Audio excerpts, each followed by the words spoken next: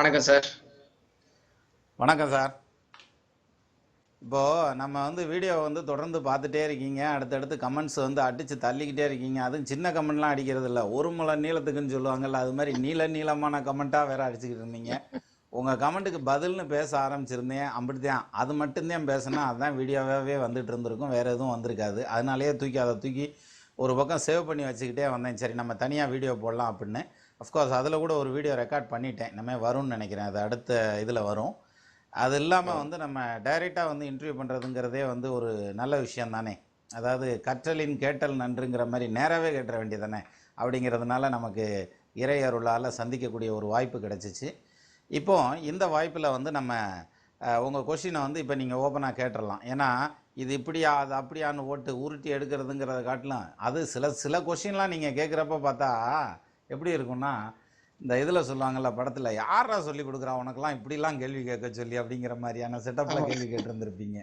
அப்படி நுணுக்கியெல்லாம் போயிருந்திருப்பீங்க. எனவே அது ஒரு பக்கம் இருக்கட்டும். இப்போ நீங்கள் சொல்லுங்கள், ஆக்சுவலாக நீங்கள் பேசிக்கலாக ஜோசியரா இல்லை அங்கே வேலை பார்க்குறீங்களா? நான் ஆக்சுவலா வேலை பார்க்கணும் சார். நான் ஆக்சுவலா ஜோசியத்துல முன்னாடில இருந்தே கொஞ்சம் கொஞ்சம் இன்ட்ரெஸ்ட் இருந்துச்சு.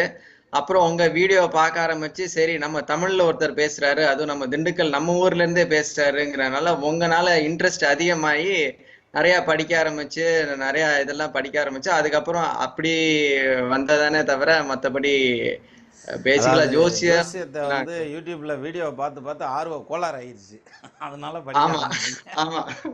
எனிவே அது ஒரு பக்கம். இப்போ உங்களுடைய நிலைப்பாடுங்கிறது இப்போ அங்கே இது ஒர்க் பண்ணிட்டு இருக்கீங்க இல்லையா?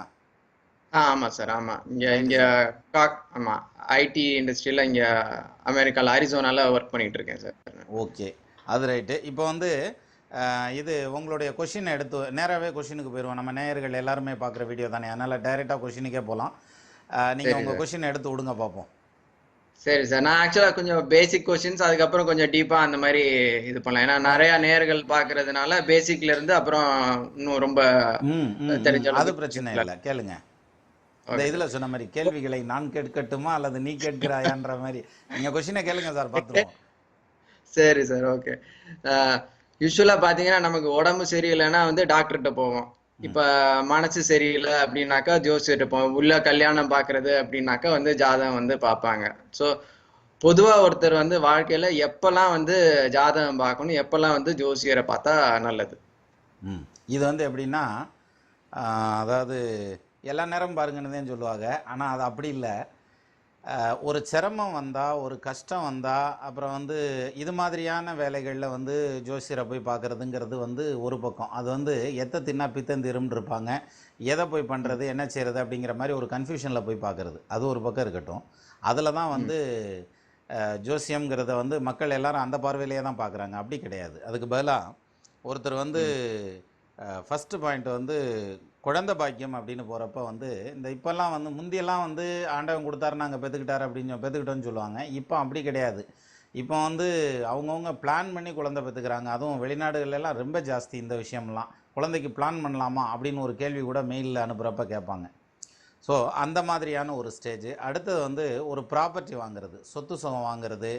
அப்புறம் வெளிநாடு போகிறதுக்கு, இந்த மாதிரி வெளிநாட்டுக்கு வாய்ப்பு வந்திருக்கு, அந்த டைமில் நான் கிளம்பி போகலாமா, இது சரியாக இருக்குமா, வைக்கலாமா அப்படிங்கிற மாதிரியான கொஷினு. அப்புறம் ம், கல்யாணம். அதை விட ரொம்ப ம், முக்கியமான விஷயம், இந்த கெரியரை பிளான் பண்ணுவாங்க இல்லையா? அதாவது ஒரு 10th ஸ்டாண்டர்ட் முடிச்சதுக்கப்புறம் +1 +2 அப்படின்னு போகிறப்போ அந்த கெரியரை பிளான் பண்ணுவாங்க பாருங்கள், அந்த மாதிரியான டைமில். அதாவது பொதுவாகவே ம், என்ன சொல்லியிருக்காங்கன்னா, நல்லா தெரிஞ்சாலும் 4 பேர்கிட்ட கேளுன்றான், அதிகமாக அறிஞ்சாலும் 5 பேர்கிட்ட கேளுன்றாங்க. அப்போ நம்ம ம், நல்ல விஷயங்கள் பண்ணுறப்ப கம்பல்சரியாக ஜோசியரை பார்க்குறதுங்கிறது ரொம்ப நல்லது. அதுலேயும் குறிப்பாக வீடு ம், வாசல் பண்ணுறதுங்கிறது. இப்போ உங்கள் ம், ஊரில் பொறுத்த வரைக்கும் வேறு வழி இல்லை, கட்டின வீட்டில் அப்படியே போய் குடியிருக்கிறது அப்படிங்கிற மாதிரியான பாயிண்ட் வந்துடும். இந்தியாவை பொறுத்த வரைக்கும் எடுத்துக்கிட்டால், ஒரு வீடு வாசல்னு கட்டுறப்போ அதை வாஸ்துப்படி செக் பண்ணி கட்டுறதுங்கிறது ரொம்ப நல்லது. ஏன்னா ஒன்ஸ் ம். ஒரு தடவை அதை பண்ணிவிட்டு, ஒரு தடவை செய்ய போகிற செலவு தான், வாழ்நாளில் ஒரு தடவை செய்ய போகிற செலவு. கரெக்ட். அதை திருப்பி திருப்பி பண்ண போகிறதில்ல, அல்லது நம்ம இடிச்சிட்டு இடிச்சிட்டு கட்டிக்கிட்டு இருக்க போகிறதில்ல. அதனால் அந்த மாதிரியான முக்கியமான முடிவுகள், வாழ்க்கையில் ரொம்ப முக்கியமான முடிவுகள் எடுக்கிறப்ப நம்ம ஒரு ம், கைடன்ஸ் கேட்டுக்கிறது, அது ஜோசியர் தான் இல்லை, நம்மளோட வயசில் மூத்தவங்க, அனுபவத்தில் மூத்தவங்க, அந்த ஃபீல்டில் நல்லா எமினெண்ட்டாக இருக்கவங்க, அந்த மாதிரி இருக்கிறவங்கள கேட்குறதுங்கிறது ஒரு இயல்பான விஷயம். அது இல்லாமல் அடிஷ்னலாக இந்த டைமில் இதை பண்ணலாமா, சரியாக வருமானு கேட்குறதுங்கிறது நல்ல விஷயம். அப்போது பாதகமான நேரம் இல்லாமல் சாதகமான நேரங்கள்லையும் ஜோசியம் பார்க்கணுங்கிறது தான் அதில் ரொம்ப முக்கியம். அந்த டைமில் பார்த்துட்டா நமக்கு பாதகமான நேரம் வர்றது தான் தவிர்த்துடுறோம்ல. Correct sir, correct. அப்புறம் ஓகே சார். அடுத்து இப்போ நீங்க உங்களோட வீடியோஸ்லயே நீங்க நம்ம எடுத்துக்கிட்டோம் அப்படின்னாக்கா சோலார் சிஸ்டம் சொல்றீங்க. ஸோ அது வந்து அறிவியல் சார்ந்த இதுவா போகுது. அப்புறம் சித்தர்கள் பாடல், புலிப்பாணி பாடல், அந்த மாதிரி பாடல் மாதிரி இது பண்றோம். ஸோ இப்போ அப்புறம் வந்து கணிதம், கணிதத்துல கால்குலேஷன்ஸ் வச்சு இந்த கிரகத்தோட பார்வை அதை பத்தி வீடியோ இது போட்டுருங்க. இப்போ ஜோசியம் அப்படின்னாக்கா அது வந்து ஒரு கணிதமா இல்ல அறிவியலா இல்ல சித்தர்கள் பார்த்த வந்து ஒரு ஞான திருஷ்டியில அவங்க பார்த்து சொன்னதா இல்ல இது எல்லாம் சேர்ந்த ஒரு கலவையா? பொதுவா ஜோசியம் அப்படின்னாக்கா அதை வந்து எப்படி நம்ம எடுத்துக்கிறது? இப்போ நீங்கள் கேட்டிருக்க கேள்வி வந்து கிட்டத்தட்ட பிஹெச்டி கொஸ்டின். இது வந்து ஒரு தீசிஸ் எழுதுகிற மாதிரியான ஒரு கொஸ்டின். இதுக்கு 4 வரியில் பதில் சொல்ல முடியாது. இருந்தாலும் நான் எனக்கு தெரிஞ்ச வரைக்கும் ட்ரை பண்ணுறேன். அதாவது எப்படின்னா, முதல் பாயிண்ட் வந்து ஜோதிடம் வந்து முழுமையாக கணிதம். அந்த மேக்ஸுக்கு மேலே தான் ஏறி நிற்கிது அது. அப்போ எல்லாமே ஒரு கால்குலேஷன் படி தான் வந்து கிரகம் சுற்றி வர்றதாகட்டும், ராசி கணிதம் ஆகட்டும், அல்லது தசாபுத்தி கணிதம் எல்லாமே வந்து மேக்ஸில் தான் நிற்கிது. அதை கூட இந்த வார கமெண்ட்டில் வந்து ஒருத்தர் போட்டிருந்தார் ஒரு வீடியோவில். அவர் பேர் எனக்கு சரியாக ஞாபகம் இல்லை. கமெண்ட்டில் போட்டிருந்தாங்க, நான் படித்தேன், ஆனால் அது நினைவில் இல்லை. அவர் போட்டிருந்த விஷயம் இதுதான். அதாவது சந்திரனுக்கும் சந்திரனுடைய பேசிக் அந்த தசா வருஷத்துலேருந்து ஒவ்வொரு வருஷத்தையும் நம்ம அப்படியே கண்டுபிடிச்சிட்டே போவோம். இதில் தசாபுத்தியில் என்னென்ன தசை இருக்குது அப்படிங்கிறத கண்டுபிடிச்சிட்டு போவோம். அப்போது ரொம்ப தூரமாக போகக்கூடிய கிரகங்களுக்கு ரொம்ப அதிகமான தசாபுத்தி வருது, பக்கத்தில் வர வர கம்மியாக வருது அப்படிங்கிற மாதிரியான ஒரு சில பாயிண்ட்டை சொல்லிவிட்டு அவர் லைட்டாக தான் சொல்லியிருந்தார். அப்போ வந்து அவர் சொல்கிறாரு, ஐன்ஸ்டீனுடைய தியரி படி தூரமும் காலமும் தான் நம்மளை பிரிக்குது அப்படிங்கிற அந்த ஒரு பாயிண்ட்டை சொல்லிவிட்டு நீங்கள் வில்லேஜ் விஞ்ஞானின்னு கூடுதலாக ஒரு படத்தையும் கொடுத்துட்டு போயிட்டார். ஸோ அது மாதிரி அந்த கமெண்ட்டை நான் இன்னும் படிக்கலை, இனிமேல் படிக்கணும் கண்டிப்பாக அதை. ஸோ அது மாதிரி அந்த கால்குலேஷனுக்கு மத்தியில் தான் இது நிற்கிது. ஜோசியம்ங்கிறது முழுமையான கணிதம் ஒன்று. ரெண்டாவது வந்து இதை வந்து கண்டுபிடிச்சான் பாருங்க, அது வந்து என்னத்தை வச்சு கண்டுபிடிச்சான், என்ன செஞ்சாங்கங்கிறது ஒன்றுமே தெரில. எப்படின்னா, நம்ம இப்போ இவ்வளோ அறிவியல் சாதனங்களையெல்லாம் வச்சுக்கிட்டு நம்ம அவங்க கண்டுபிடிச்சதை வெரிஃபை பண்ணி கரெக்டாக இருக்குது, நவகிரகம்லாம் சுற்றி தான் வருது, பூமி சூரியன் சென்டரில் இருக்குது அப்படிங்கிற பாயிண்ட் எல்லாமே சொல்லிடுறோம். அப்போது அந்த கணிதத்தை வந்து நமக்கு எளிமைப்படுத்தினான். முதல்ல எளிமைப்படுத்தினதே வந்து ராசி சக்கரம்ங்கிறத, சக்கரம்னாலே வட்டம், ஆனால் நமக்கு சதுரமாக போட்டு கொடுத்தாங்க அதை. அதாவது வட்டமாக இருந்ததுன்னா, இன்னமுமே வந்து மேல்நாடுகளில் பார்த்திங்கன்னா ராசி சக்கரத்தை வந்து வட்டமாக வச்சுக்கிட்டு அதில் ஒரு கிரகமும் போய் வர்றதுங்கிறத வந்து கோடெல்லாம் போட்டு இணைச்செல்லாம் பார்த்து அப்படிலாம் சொல்லிக்கிட்டு இருக்காங்க. இது அவ்வளோ சிரமமான விஷயங்கிறதுனால தான் நம்ம முனிவர்கள் ரிஷிகள் எல்லாம் அதை கட்டமாக ரெடி பண்ணி அதை பார்க்குறதுக்கு ரொம்ப எளிமைப்படுத்தினாங்க. அதனால் ஃபுல்லாக கணக்கீடு எங்கேருந்து வருது அப்படின்னா கம்ப்ளீட்டாக சயின்ஸ்லேருந்து வருது. ஆனால் இதை எதை வச்சு கண்டுபிடிச்சாங்கன்னு தான் தெரில. ரெண்டாவது இன்னொரு விஷயம் வந்து, இதை வந்து நம்ம சூத்திரமாக எழுதி வச்சா தான் போய் சேர்றவங்களுக்கு கரெக்டாக போய் சேரும். இப்போ ஓரன் 2 2 4 வாய்ப்பாடு மாதிரி எழுதி வச்சிட்டோம்னா எல்லோரும் ஈஸியாக படிச்சுட்டு சரி ரைட்டு வாய்ப்பாடு தானே எனக்கு தெரியுமில்ல அப்படின்ட்டு போயிடுவாங்க. இது அப்படி இல்லை.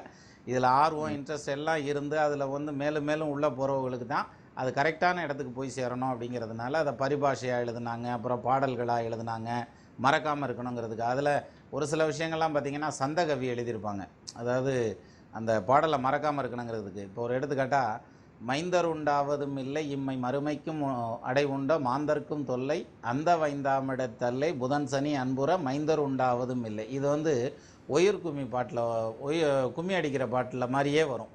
அது அந்த ராகத்தோடு பண்ணால் ரொம்ப பிரமாதமாக வரும், மறக்கவே மறக்காது.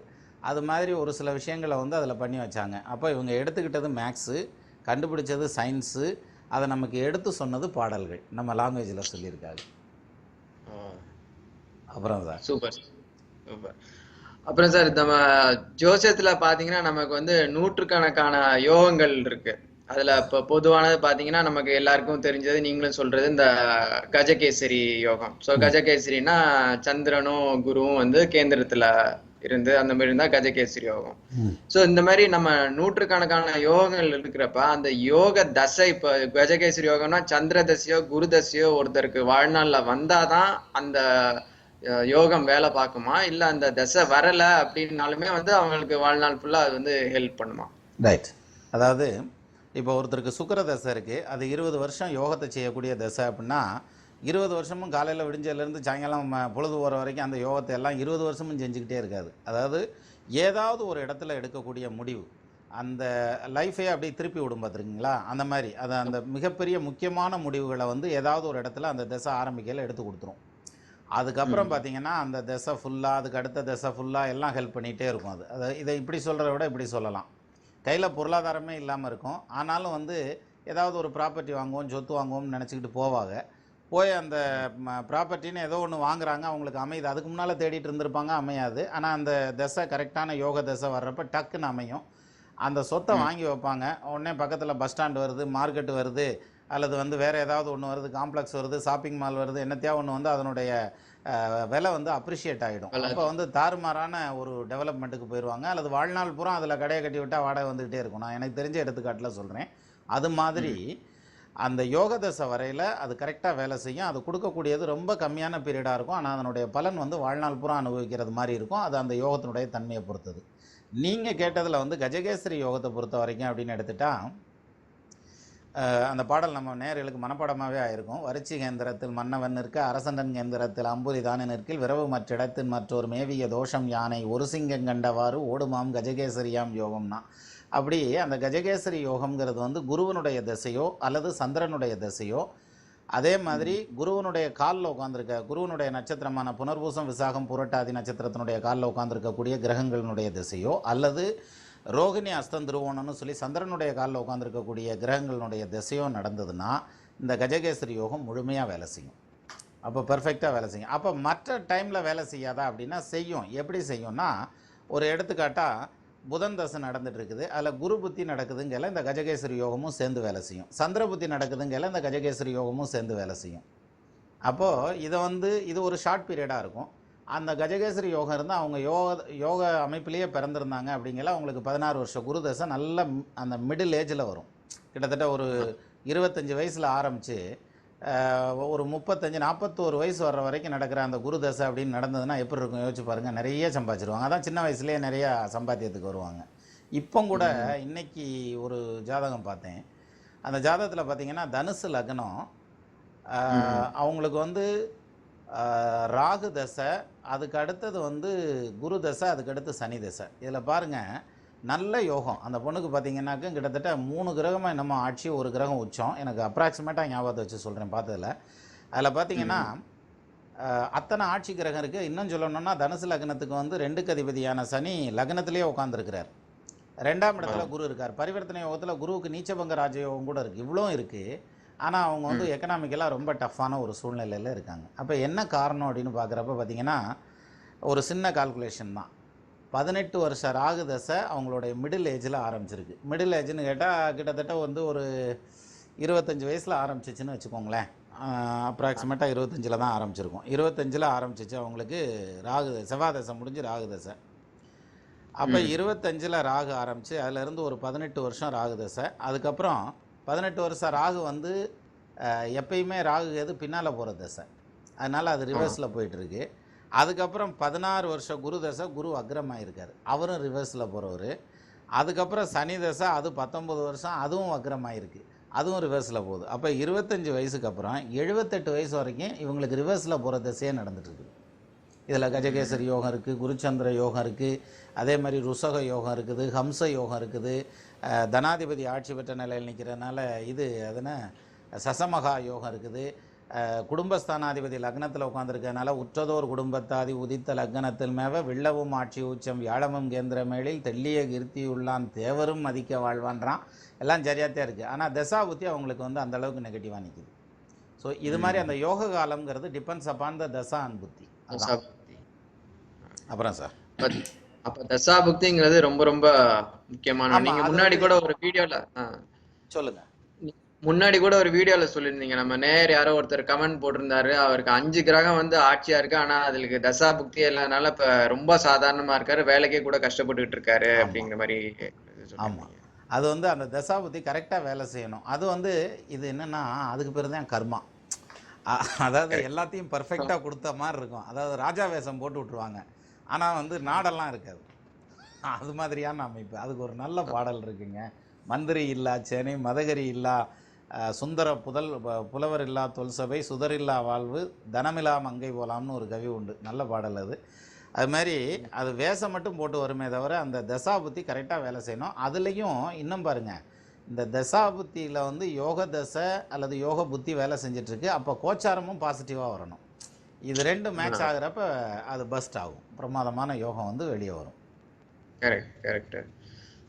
அப்புறம் சார் அப்படிதான் நம்ம இது இல்லையே, நீங்க இந்த கஜகேசரி யோகம் நிறைய பேருக்கு இருக்குன்னு சொல்லியிருக்கீங்களா? ஆக்சுவலா அதுல ஒரு ஆராய்ச்சியில ஏன்னா சந்திரன் வந்து வேகமா நகர்ற கிரகம். ஸோ அதனால குரு சந்திரன் பாத்தீங்க அப்படின்னாக்கா ஒரு ஆராய்ச்சியில படிச்சதுதான்.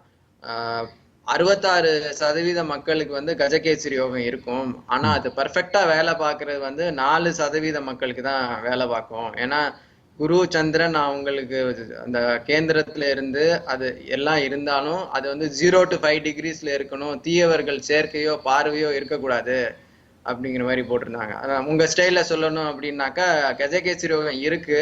அதாவது திருப்பதி லட்டும் இனிக்கும், வீட்டுல செய்யற லட்டு இருக்கும், பூந்தியும் இனிக்கும். ஸோ அதனால நமக்கு என்ன கொடுப்பனியோ அதுதான் அந்த மாதிரி தான் வேலை செய்யும் போல எல்லா இதுவும். இல்லை, இதை இப்படி எடுத்துக்கலாம். அதாவது எப்படின்னா, கஜகேசரி யோகம்ங்கிறது நிறைய பேர்த்துக்கு இருக்குது, வாஸ்தவம் ஒத்துக்கிடலாம். இது வந்து அவங்கவுங்களுடைய கர்மா. இப்போ கஜகேசரி யோகம் இருக்கிறதுங்கிறதே வந்து ஒரு யோகம், அது வந்து அவங்களுக்கு நல்ல கர்மா இருக்குது அப்படின்னு எடுத்துக்க முடியாது. அவங்கள்ட்ட அந்த யோகம் இருக்குது, அவங்க ஜாதகத்தில் இருக்குது. ஆனால் அது வந்து பிரயோஜனமாகிற விதத்தில் இருக்குது அப்படிங்கிற அந்த ஒரு பாயிண்ட்டும் வேணும். அப்போ இது ரெண்டும் சேர்ந்து வர்றது தான் கர்மா. அவங்களுடைய கர்மா வந்து கரெக்டாக வேலை செஞ்சதுன்னா அது கரெக்டான டைமில் சரியான டைமில் வரும். இல்லைனா இப்போ தானே நீ வந்த பஸ் இப்போ தானே போச்சு அப்படிங்கிற ஒன்றும் இல்லை. கஜகேசரி யோகம் இருக்குன்னு வச்சுக்கோங்க, குரு அக்ரம் ஆயிடுறாரு. அப்போ பலனை வந்து முழுமையாக பண்ண முடியாது அதனால். ஆனால் ராகு பார்க்குறதோ சனி பார்க்குறதோ கஜகேசரி யோகத்தை குறைக்க முடியாது. என்ன காரணம்னா, குரு பார்த்தாத்தையும் கோடி குற்றம் நீங்குங்கிறேன். அவ்வளோ பியூரான ஒரு கிரகம். அப்படிங்கிற அதை இன்னொரு கிரகம் பார்த்து அதனுடைய பவரை குறைச்சிட முடியாது. என்ன செய்யும்னா, ஒரு 10% வந்து 10% வந்து பாசிட்டிவாக செய்கிறத ஒரு 8% செய்ய வைக்கலாம். சனி பார்க்குறதுனால 7% செய்ய வைக்கலாம். அவ்வளோதான் செய்ய வைக்க முடியுமே தவிர மற்றபடி பர்ஃபெக்டாக அப்படி 100% நெகட்டிவாக கொண்டு போயிட முடியாது குருவை பொறுத்த வரைக்கும். Okay sir, okay sir. இப்போ இதே மாதிரி தான் இப்போ ஒரு கிரகம் வந்து ஆட்சியோ இல்லை உச்சமோ வந்து ஒரு ஜாதகத்துல இருக்கு அப்படின்னாக்கா, அந்த ஆட்சி இப்போ ஒருத்தருக்கு சுக்கிரன் வந்து ஆட்சியா இருக்குன்னு எல்லாம் உச்சமா இருக்குன்னு வச்சுக்கோங்க. ஆனா சுக்கிர தசை வர்றதுக்கு 70 வயசு 80 வயசு ஆயிருது. அப்ப அந்த கிரகம் ஆட்சியா இருந்தாலும் உச்சமா இருந்தாலும் வந்து அவங்களோட பலனை வந்து முழுசா அனுபவிக்க முடியாதா? இல்ல இந்த மீதி கிரகத்தோட புக்தியில மட்டும்தான் அது வந்து பாசிட்டிவா வேலை செய்யும்? அதான் அருமையான இடத்துக்கு வந்துட்டீங்க. அதாவது என்னன்னா, 70 வயசு வரைக்கும் அவருக்கு அந்த சுக்கிர தசை வரல, சுக்கிரன் உச்சமாக இருக்கார், நல்ல நிலைமையில இருக்கார் அப்படின்னா ஆக்சுவலாக அந்த பலன் அவருக்கு கொடுக்கலன்னு அர்த்தம். அந்த அந்த அந்த சுக்கிரன் உச்சமாகிற அனுபவிக்கக்கூடிய பலனை வந்து அவருக்கு கொடுக்கல. ஆனாலும் சுக்கிரனை வந்து உச்சமாக கொண்டு வந்து வச்சுருக்காங்க, அங்கே காமிச்சிருக்காங்க. அந்த மாதிரியான ஒரு பாயிண்ட் தான். இன்னொன்று, ஒவ்வொரு புத்தியிலையும் அவர் வந்து ஒவ்வொரு திசையிலையும் சுக்கிர புத்தியில் அனுபவிப்பார்னு சொல்ல முடியாது. ஃபார் எக்ஸாம்பிள் வந்து ஒரு ராகு தசை சுக்கிர புத்தி ரொம்ப யோகமாக காமிச்சிரும், சூரிய தசை சுக்கிர புத்தி ரெண்டும் பிரச்சனையாக்கி விட்டுரும். அப்போ அந்த ஒவ்வொரு திசைக்கும் அதுக்கேற்ற மாதிரியான பலாபலன்கள். இப்போ ராகு தசை சுக்கிர புத்தி நல்லா இருக்கும் அப்படின்னா ராகு சுக்கிரன் ரெண்டும் ஒன்று சேர்ந்துருந்துச்சுன்னா கடை வாங்கியாவது வீடு வாங்கிடுவாங்க. ரெண்டும் 6, 8, 12ன்னு நின்றுச்சுன்னு வச்சுக்கோங்களேன், சாஷ்டாஷ்டக தோஷத்தில் நின்றுச்சுன்னா அதுலேயும் பிரயோஜனம் இல்லாமல் போயிடும். ஸோ இது இடியாப்ப சிக்கலுங்க. அதை ஒன்றொன்னா தான் அப்படி இப்படிமா உருவி எடுத்து சொல்லணும். அப்புறம் சார், இது நான் படிக்க ஆரம்பிச்சப்ப பார்த்தது, நம்ம ஜோசியத்துல நீங்களும் சொல்லியிருக்கீங்க, நிறைய அம்சங்கள் இருக்கு. நவாம்சம் இருக்கு, தசாம்சம் இருக்கு, திரிசாம்சம் இருக்கு. அப்புறம் இப்போ போன வாரம் முந்தின வாரம் கூட இந்த புஷ்கலா யோகம் சொன்னீங்க, புஷ்கலா நவாம்சம் சொன்னீங்க. ஆமா, இவ்வளவு வச்சிருக்காங்களே சார், யாரும் முழுசா படிக்க கூடாது அப்படிங்கிறதுக்காக இவ்வளவு வச்சிருக்காங்களா? இல்ல வந்து நம்ம பேசிக்கா ராசி கட்டத்தை பார்த்து வந்து சொல்றோம், ஆனா எதுக்கு இவ்வளவு டிவிஷன், சப் டிவிஷன்ஸ், இவ்வளவு இது வச்சிருக்காங்க? இல்லை கால்குலேஷன் வந்து இன்டெப்த்தாக போகிறதுங்கிறது வந்து பல விஷயங்களுக்கு சரியாக வரும் பின்னாளில். அதாவது இப்போ ஒரு எடுத்துக்காட்டாக அஷ்டவர்க்கம்னு ஒரு சிஸ்டம் இருக்குது நம்ம இதில். அஷ்டவர்க்கம்ங்கிறது மேல்நாட்டு ஜோதிடத்துலலாம் கிடையாது. அஷ்டவர்க்கம் தசவர்க்கம் கூட வச்சுருக்கலாம். அஷ்டவர்க்கம்ங்கிறது வந்து வெளியில் கிடையாது. அந்த அஷ்டவர்க்கம் பார்த்திங்கன்னா ஒரு கிரகத்துக்கும் வந்து பாம்பு தவிர, ராகு கேது தவிர எல்லா கிரகத்துக்கும் பரல்லாம் போட்டு சமுதாய அஷ்டவர்க்கம், முதல்ல சூரியனுக்கான அஷ்டவர்க்கம், அப்புறம் சந்திரனுக்கான அஷ்டவர்க்கம்னு எல்லாத்தையும் போட்டு, அப்புறம் சமுதாய அஷ்டவர்க்கம் அதை மொத்தமாக போட்டு, அப்புறம் அதுக்கு ஏகாதிபத்திய சோதனை, திரிகோண சோதனை எல்லாம் பண்ணி, அதுக்கு சுத்த விண்டம், ஜோத்திய விண்டம்லாம் கண்டுபிடிச்சி அதில் 3 நட்சத்திரம் எடுப்போம். விஷயம் அவ்வளோதான். 3 நட்சத்திரம் எடுத்து அந்த 3 நட்சத்திரத்தில் அதில் குரு வருங்காலம், சனி வருங்காலம், புதன் வருங்காலம், சூரியன் வருங்காலம் அப்படிங்கிறதுக்கு பலன் எழுதிக்கிட்டே வரலாம். இது ஒரு ஸ்டைல். இன்னொன்று வந்து பராசர ஹோரான்னு சொல்கிறோம் இல்லையா? இப்போ நம்ம நார்மலாக பார்க்குற மெத்தடு ராசி சக்கரத்தை பார்த்து நம்ம ஒரு முடிவுக்கு வந்துடுறோங்கிறது.